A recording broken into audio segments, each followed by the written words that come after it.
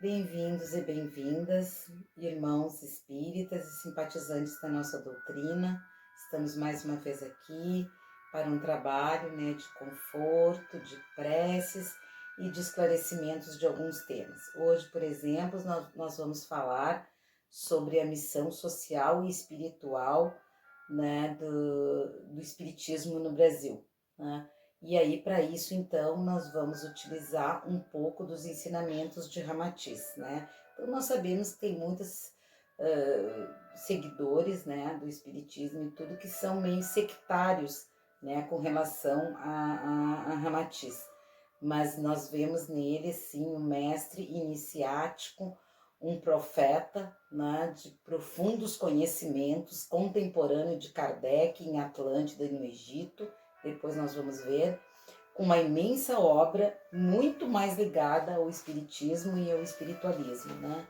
E aí, só antes da gente começar, então, o tema tem muito a ver com o momento atual do Brasil, embora tendo sido escrito, né, lá na década de 50. Aliás, na verdade, não foi escrito por Ramatiz, né?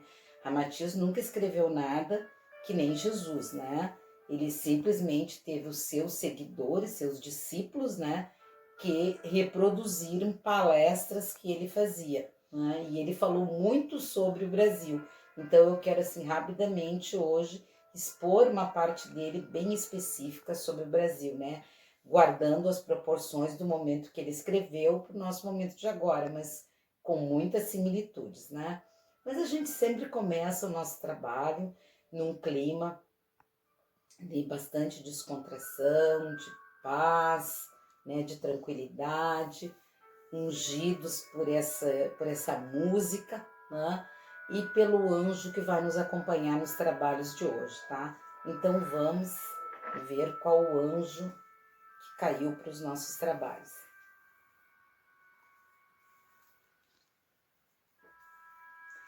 É o anjo da ternura, né? Estamos cada vez mais precisando, né, de empatia, de gentileza, de ternura, né?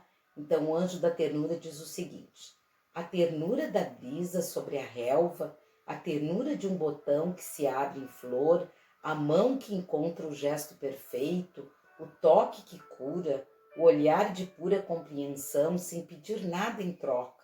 Em nossas vidas, a ternura se traduz na naturalidade de nossas ações, porque a alma dissolveu todo o medo de ser. E o anjo da ternura nos pede, né, que o meu ser esteja radiante de ternura, né? Então estejamos cada vez mais nesse momento radiante de ternura por todo o nosso próximo, né? Por nós mesmos, pelo nosso próximo.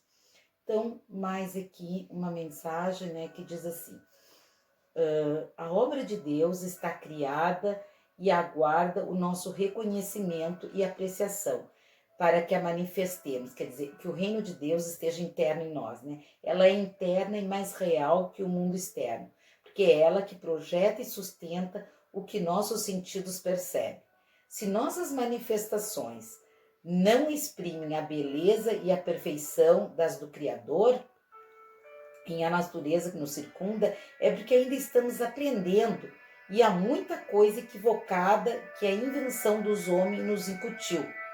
Se buscamos uma constante sintonia com o Cristo de nosso ser, nas preces e meditações diárias, vamos adquirindo pouco a pouco a visão da nossa real natureza. Passamos a rejeitar o joio que não nos pertence e a cultivar o trigo de qualidade para formar o pão que cria e alimenta a alma. O Cristo nos advertiu sobre o imenso potencial inato de ilimitadas possibilidades que nos cabe pouco a pouco reconhecer e exprimir. Se dedicamos atenção e esforço a este ponto, deixamos a pretensão de mudar as coisas externas que são meros reflexos do nosso estado interior. Porque o reino de Deus está dentro de cada um de nós e não fora de nós, né? Então, agora, naquele momento muito especial, em que nós vamos vibrar, sintonizar, né, com irmãos encarnados e desencarnados aqui presentes ou ausentes, e todas as nossas intenções pessoais e as intenções que eu vou ditar aqui, mas fora elas, nós temos as nossas intenções, vamos colocá-las em prática então. Dizendo, né, descruzando pernas e braços, né, em total conexão com o plano espiritual, né, dando assim, deixando a nossa mente em branco, pensando em branco, sintonizando nesse trabalho e na sintonia da vibração da música, né?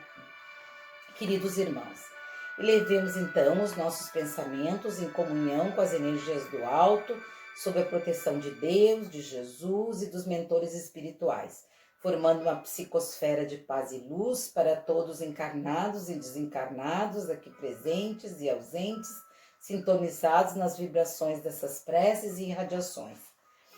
Prece de abertura. Então fazemos essa prece antes para podermos nos preparar para os trabalhos seguintes, né? Pai, envolve-nos com sua luz, guia-nos pelos verdes passos com o aroma das flores, faz-nos um instrumento do seu amor na terra e que nada e nenhuma força contrária ao amor tenha qualquer influência sobre nós. Faz-nos compreender aqueles que não assistem a Ti como a um Pai, mas dai-nos luz para que não caiamos a julgá-los, mas apenas compreendê-los.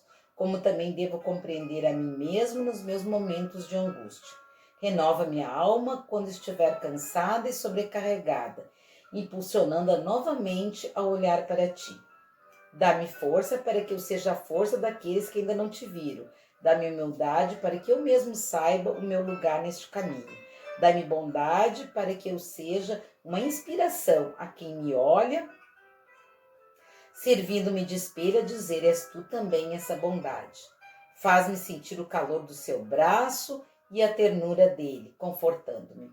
Senhor amado meu, inspira-me sempre no teu amor, que assim seja. Vamos agora então fazer uma prece pelos enfermos e aflitos de todos os males do corpo e da alma. Mestre, aqui nos encontramos espíritos carentes, oferecendo nossas dores, buscando força nos ensinamentos evangélicos através do teu exemplo de amor a Deus. Quando levantaste os paralíticos, quando deste luz aos cegos, quando ajudaste os coxos e estropiados, hoje, Jesus, estamos aqui pedindo-nos coragem, coragem para esquecer e superar nossas dores e fraquezas nesses momentos tão difíceis, sabendo que elas são justas e com a aceitação divina demonstrarmos que somos teus seguidores, aprofundando nossa fé nos desígnios divinos, sem lamento, sem mágoa, sem revolta, pois sabemos que nossos atos incorretos é que nos adoecem, ferem, destroem e retardam a nossa evolução. Perdoa-nos, Senhor, pelas nossas imperfeições e ampara-nos nas dores da vida. Obrigada, Senhor. Prece pelos que estão desencarnando e pelos desencarnados. Permita-nos, Senhor, que os bons espíritos levem nossas palavras, pensamentos e sentimentos aos nossos entes queridos que partiram deste mundo. Resignados, possamos todos entender as razões da nossa separação temporária, que não é nada perante a eternidade do Espírito e a doce consolação que ele não nos esquece, como nós, do mesmo modo, não os esquecemos. Que o Senhor espalhe as graças do seu amor e da sua misericórdia divina, suavizando as penas e sofrimentos, fardos de cada um, preparando-os para novas conquistas no futuro. Prece pelas famílias, tão necessitadas nesse momento de transição planetária. Deus, te agradeço, Senhor, ter permitido o encontro no mundo material dos espíritos que compõem atualmente a minha família carnal, para podermos vivenciar as experiências que cada um necessita nesse núcleo de aprendizagem que é a família no nosso cadinho redentor, que nem sempre está povoado por espíritos simpáticos, mas por espíritos devedores, né? Que o espaço físico que moro seja cada vez mais um lar, além da estrutura física de uma casa, seja composto de amor, harmonia, de paz, de alegria, de serviços, de afetos, de perdão, de companheirismo, entendimento e benevolência. Pai do Universo, que tua presença seja cada vez mais constante em minha família e em todas as famílias, amenizando as discórdias, levando luz onde há sombra, alegria onde há tristeza, saúde onde haja doença, paz onde há conflito e esperança onde há desmotivação. Fortaleça nossa paciência, equilíbrio e que as mulheres se espelhem muito em Maria com o seu amor incondicional de mãe, né? E fortaleça nos homens a inspiração na vida de José, com sua dedicação abnegada como pai e profissional, e nas crianças e jovens os exemplos de Jesus, menino e filho. E por fim, amado Pai, te rogamos que a tua luz esteja presente em nossas vidas, que em cada casa espiritual que a gente procure, desde uma casa espírita, uma igreja, um templo, sejam todos fontes de proteção, luz e consolo. Te pedimos ainda força e entendimento nas tarefas dos médiuns trabalhadores dessas casas, para que vivenciam e difundam com fé e fidelidade os ensinamentos do Consolador prometido, que é a própria doutrina espírita. Que quem chegue a qualquer lar possa sentir a tua luz divina e resplandecente. E inundado de boas energias, irradiamos preces muito pela paz mundial, pela cura mundial. Que as forças do bem protejam o nosso planeta Terra, que está em convulsão nesse momento, né, na transição planetária, e levando-nos à condição de planeta regenerador. Que cada um de nós também se torne um espírito regenerado, né? Então, seguindo com essa música ao fundo, né? Já nos preparando então para outra parte do trabalho, né? Então, hoje eu quero falar, né, sobre a missão social e espiritual do Brasil, sobre os princípios do espiritismo, né? Através da obra do Hercílio Maés, né? Um médium espírita que foi um dos seguidores de Ramatiz, né? Então, por isso que eu falei ali um pouquinho de Ramatiz. Ramatiz, um grande mestre, um grande instrutor da Indochina dos anos 10, né? Um verdadeiro profeta iniciático, né? E que fez um trabalho maravilhoso, assim, como um precursor dessa vocação fraterna para a unificação espiritual, né? Porque ele acreditava na imortalidade da alma. Então ele pegou conhecimentos do cristianismo, né, da vida de Jesus, do Ocidente, com os ensinamentos orientais da espiritualidade. Então ele pegou ensinamentos de Buda, de Lao Tse, de Confúcio, de Hermes, e fez assim, sem sectarismo nenhum, um verdadeiro universalismo, criando assim uma corrente que se chama uma corrente fraterna, da fraternidade da cruz e do triângulo. A cruz representando os ensinamentos do Cristo, do Ocidente, né? E o triângulo representando os ensinamentos, então, do Oriente, criando, assim, uma única espiritualidade, tá? E por isso algumas pessoas mais sectárias não falam muito da obra de Ramatiz dentro do espiritismo, mas aqueles que têm um pensamento mais aberto, essa vocação mais fraterna e de espiritualidade, reconhecem na obra de Ramatiz um grande precursor já das ideias espíritas mesmo, né? Então, falando um pouquinho de Ramatiz, ele teve várias encarnações, é lógico, né? Desde lá de Atlântida, onde ele conviveu com Kardec também, foi contemporâneo de Kardec, no Egito também, contemporâneo de Kardec, mas também ele esteve na Grécia, na China, na Arábia, na Índia. Então ele é mais até conhecido no Oriente do que no Ocidente, tá? E nós estudamos por quê? Porque ele se aprofundou muito no magnetismo, na radiestesia, no mediunismo, sem se falar ainda da astrologia, da psicologia oriental, da psicometria, né? Então ele congregou todos esses ensinamentos e ele teve 72 discípulos, assim, entre Atanagildo, Demétrios e o próprio Hercílio Maés aqui no Brasil, que foram se espalhando pelo mundo, né? 12 vieram aqui para a América, né? Alguns aqui para o Brasil, entre eles o Hercílio Maés. Então, eu acho importante a gente falar dessas características de Ramatiz para que a gente possa entrar na obra dele bem no primeiro capítulo desse livro, Elucidações do Além, tá? Ele tem uma vastíssima obra, embora ele não escreveu, como eu disse, né? Foram os seus discípulos que difundiram as suas ideias, ideias assim, ó, que todas em formas de perguntas e respostas, como o Livro dos Espíritos de Kardec, né? Então nós vamos ver o primeiro capítulo desse livro, Elucidações do Além. Mas eu queria já deixar recomendado toda a obra dele, e principalmente esse livro, que oportunamente nós veremos também, Fisiologia da Alma, tá? Onde aqui ele tem capítulos específicos sobre as patologias, tá? De todos os tipos, tá? Onde ele fala também da alimentação carnívora e vegetariana, que se tornou um clássico sobre o tema, né? Com muitas controvérsias, né?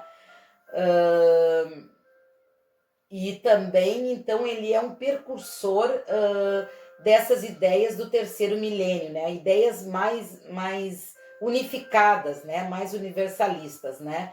Então, ele falou sobre agentes patogênicos nos corpos energéticos e físicos nessa obra, né? Tudo sobre a ótica do mundo oculto, da medicina do astral, né? Como eu disse, capítulos sobre várias patologias, sobre o karma, sobre o psiquismo, né? Sobre moléstias digestivas e outros que completam essa obra aqui fascinante mesmo dele, né? E que muitos leigos também procuram para ver, né? Então ele teve toda uma tradição iniciática junto com os terapeutas orientais, né? Então ele fez essa fusão, né? Ele é o nome ocidental, Ramatiz é o nome ocidental pelo qual ele ficou identificado aqui no Brasil, né? Conhecido como mestre da fraternidade branca, também filósofo grego, culminante da cultura ocidental. O amplo espectro de ensinamentos iniciáticos transpostos em suas obras inclui textos sem paralelos pelo ineditismo e a profundidade na literatura espiritualista do Ocidente. Por isso que é muito importante a gente ler as obras de Ramatiz e tentar conhecê-lo um pouco. Né? No Oriente ele é bem mais conhecido, então eu não vou falar dessa obra aqui, porque futuramente nós vamos falar e vocês vão ver aqui, ó, coisas que ele escreveu. Na década de 50 ele escreveu sobre câncer e chegou até a profetizar sobre AIDS, né? Mas não é o nosso assunto de hoje. O nosso assunto é dentro dessa obra, Elucidações do Além, tá? Ele também escreveu O Sublime Peregrino, onde ele fala de toda a vida do Cristo, né? Mas hoje nós vamos falar então sobre essa missão social e espiritual dentro da égide do Espiritismo, né? Qual a missão do Brasil, né? É bem curtinho aqui, eu só vou delimitar aqui para nós. Bom, ele é um mestre oriental, então por isso ele tem essa fisionomia, ele é visto com essa fisionomia, com esse turbante, tem muitos seguidores, né? Dentro do Espiritismo, né? Então, o Brasil e a sua missão social e espiritual sob a égide do Espiritismo, né? Ele conhece o Espiritismo mais do que muitos, porque foi assim um verdadeiro precursor. Ele vai dizer por que o Brasil está se tornando e vai se tornar a maior nação espírita do mundo, né? Tudo então perguntas e respostas, né? Então alguns dos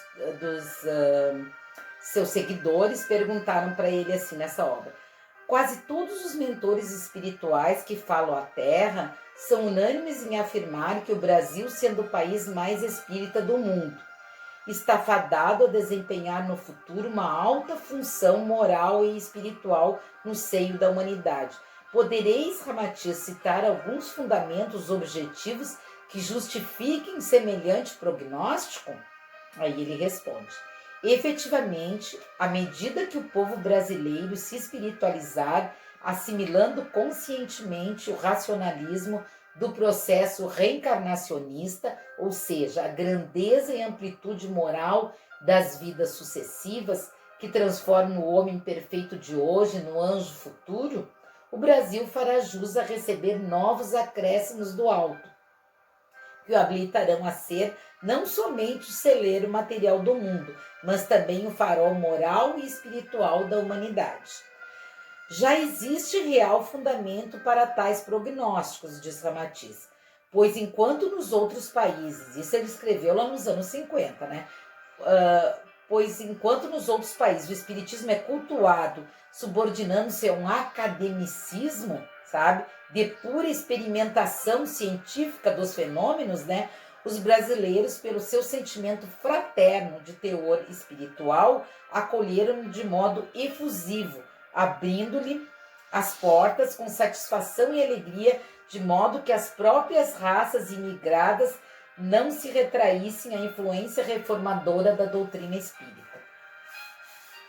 No Brasil, a prática e aceitação do espiritismo está resguardada de preconceitos separatistas. Isso ele estava falando lá nos anos 50, né? Pois apesar do seu povo ser constituído de raças heterogêneas, as mais diversas, o que se une sob a bandeira da espiritualidade mantém entre si uma unidade de afetos crísticos de amplitude universal. É que o sublime Evangelho de Jesus tem na sua doutrina o veículo mais racional para difundir os seus conceitos divinos por todos os quadrantes do mundo. E é o que está acontecendo, né? O Brasil exporta médiuns para o mundo, né?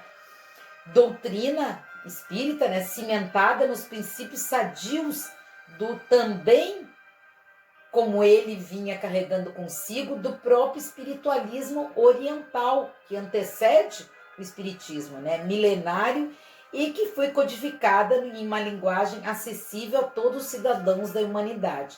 É um roteiro seguro que ilumina todas as criaturas desprovidas de inteligência ou de cultura. Desde o mais simples até o mais erudito consegue entender o espiritismo, né? Libertando-se de dogmas, de preconceitos religiosos e superstições.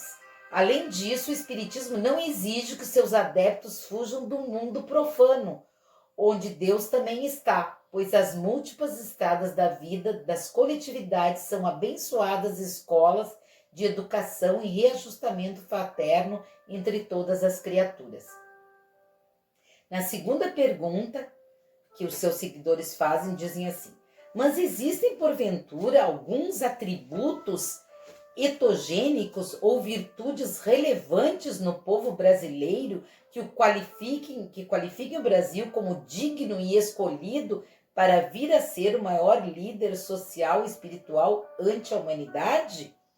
Ramatiz responde: a vossa pergunta exige uma digressão que focalize alguns aspectos de caráter etnológico do povo brasileiro e também algumas considerações a respeito das etapas da sua evolução mental, levando em conta a sua índole de boa-fé e misticismo, ainda grampeado a diversas crenças, algumas subordinadas a ritos de padrões ainda muito elementares. Começaríamos por dizer que o brasileiro ainda, tudo isso nos anos 50, ele está falando, né? Começaremos por dizer que o brasileiro ainda conserva desde o berço de sua raça a tendência fraterna e afetiva das três raças principais que cimentaram a formação do seu temperamento e a sua constituição psicológica. Do negro, ele herdou maravilhas como a alegria, a resignação, a fortaleza, uma certa ingenuidade, a paciência, né, dos indígenas, dos silvícolas, né, o senso de independência, de pureza, de intrepidez e a boa-fé. E dos portugueses, a simplicidade comunicativa e alvissareira. Nele imprimiu-se, então, um tipo humano de sangue nessa miscigenação de raças, né, um sangue que ele chama de sangue quente e versátil, no qual circulam tanto as virtudes excepcionais quanto as imperfeições extremas, mas louvavelmente em curso para a predominância de um caráter de espíritos mais superiores. E esse caldeamento, esse caldo cultural, né, dessas raças, né,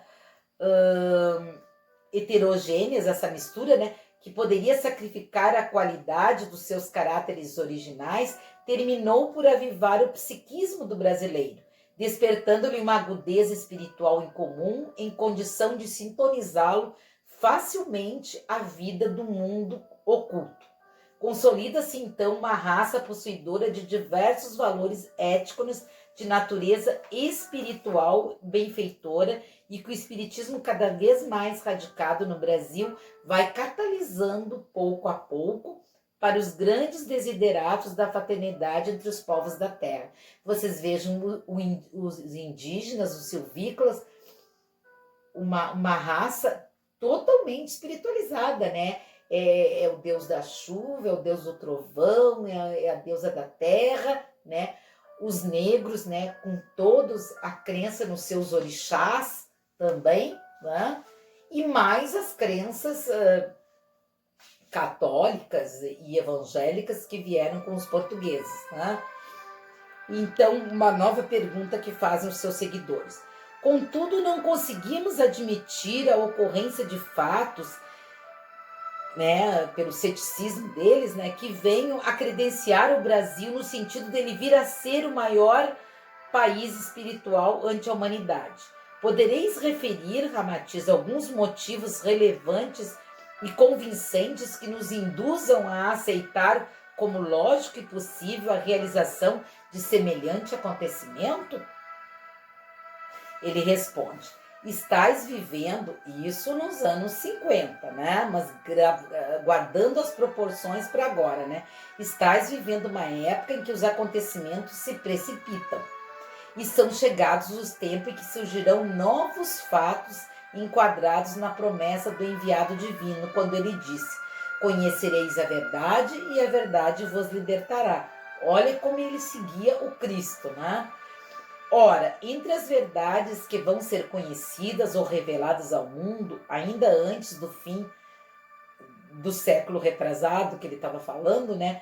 Avulto como estrondosas e revolucionárias em seus efeitos morais, sociais e espirituais, a comprovação substantiva da pluralidade dos mundos habitados e da pluralidade das existências.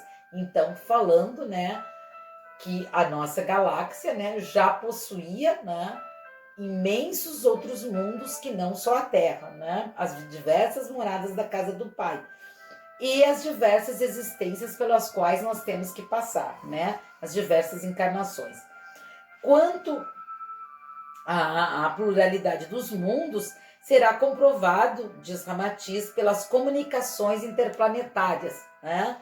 Então, as comunicações que a gente já viu de seres extraterrestres, que cada vez parece que vão acontecer mais, né? E quanto à segunda, né, a pluralidade das existências, as várias encarnações, simultânea em diversos países, surgirão psicanalistas experimentados, os quais, mediante experiências conjugadas à metapsíquica e à parapsicologia experimental, provarão que as vidas sucessivas ou reencarnações do espírito é também uma realidade absoluta e demonstrável. Ora, o que ele estava falando de reencarnação de vidas passadas lá na década de 50. A Matiz, assim, é realmente um mestre, um profeta. Vocês vão ver nesse livro também, Fisiologia da Alma. Ele diz assim: esta prova decisiva está entrosada num fenômeno de psiquismo que já tem sido levado a efeito entre vós, em exibições públicas no palco de teatros e cinemas. Isso naquela época, né? Referimos-nos ao fenômeno de condicionador, o ego ou espírito encarnado, o homem, e uma introspecção psíquica, fazendo com que ele regrida e viva de novo, falando de terapias de vidas passadas, uma coisa tão comum para nós agora. Ele falou isso lá nos anos 50, né?